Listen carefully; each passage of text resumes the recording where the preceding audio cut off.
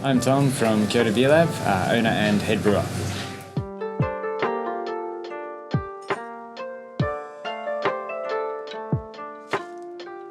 This is my shop, Kyoto Beer Lab.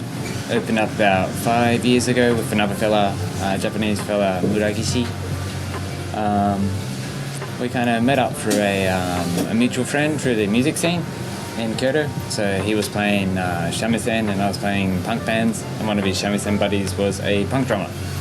Became buddies, and he introduced us and we sorted out this little place. And it's been, up and down, but beers are getting better and we're having more fun, so it's all been going good. Before starting here, did a few sessions at places back in Sydney, but never ran a place or was head brewer or anything like that. So the first time I really kicked it off was sorting out this Kyoto Beer Lab, and it's been good. And it's really open community of brewers here and beer lovers. And you never have a problem which you can't either figure out yourself or someone around you knows the answer to. And everyone's been pretty happy to share information around, and everyone gets stuck at some point. You can't get the grains you want, the hops you want, but there's enough good people working in Kyoto, Kansai, and Greater Japan in beer that it's always a learning curve, but you're having a good time doing it. I've been living in Japan nearly 10 years. Before KBL, I was living down in Osaka, just doing odd jobs for a living, which is fun, but you can't do that forever. It was good, so I could do the part-time jobs and put most of my focus towards getting this shop open.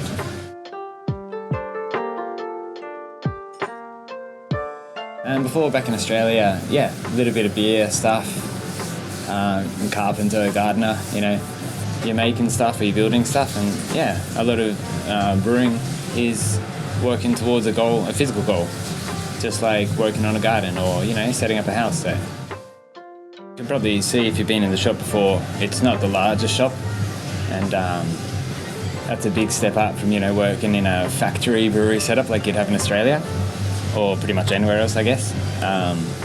Our entire brewery space is, I think, 30 square meters or even less if you take the fridge space out.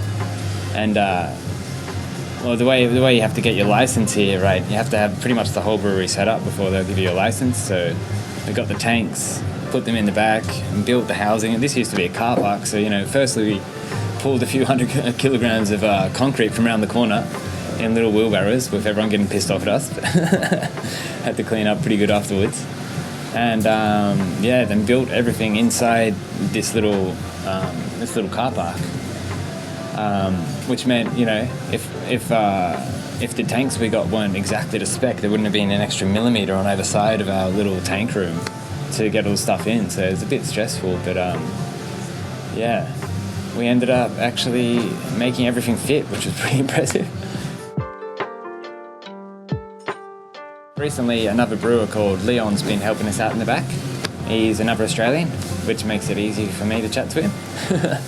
And he's got a bit of a passion for Belgian and German styles, which we hadn't really done in Beer Lab before much. So it's been fun going through that stuff with him and trying to follow traditional recipes and making proper grists and all that, as I would have done back in the day. We're limited by the equipment as to what we can do, and what yeast and that we have access to or can use in this in Beer Lab. But doing our best to make some of these more interesting old styles, and man, results have been good. It's been really enjoyable, and I've been drinking beers that I'd even forgotten about or wouldn't have thought about for decades, made here, and drinking the ones made by the big boys. And look, I reckon they're up to scratch. So that's been really fun.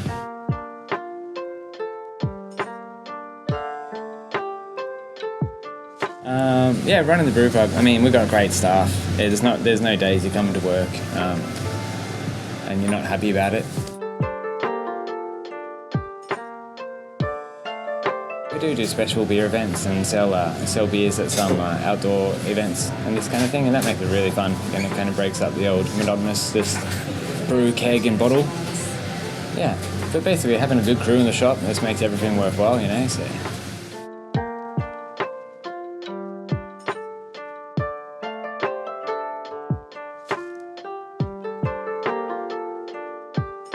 And this is Japan Beer Times.